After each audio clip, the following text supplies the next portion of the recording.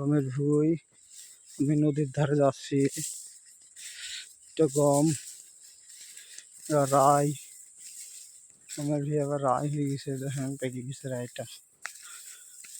Live share অবশ্যই করবেন, comment করতে ভুলবেন না।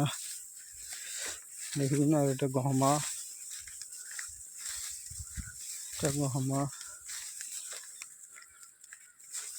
এটা গহমা, এটা জব ছিল। আর এটা হচ্ছে কেড়েছে থাকার জন্যে।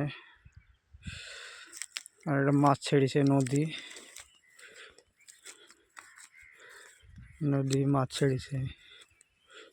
পিরোজপুরের নদীটা বলছে কুশাবাড়ি করিমপুরের ঘাটের নদী যুক্ত আছে, তো মাছ ছাড়াচ্ছে।